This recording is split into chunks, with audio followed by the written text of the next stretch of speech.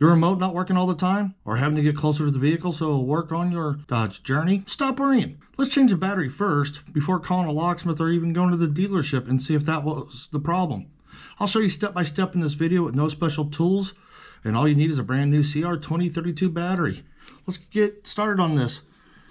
Emergency key release right here. We are going to spring loaded, pull it towards you. Take your emergency blade, and when you pull out emergency blade, take that emergency blade, and you'll notice there's a little indentation over here. Put it in there and give her a twist. And she pops right open.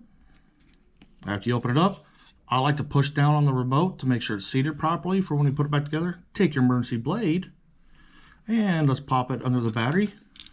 Old battery's out.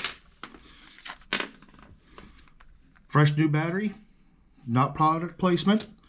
Positive side, which is the back, has a positive. Put it in, so positive side down.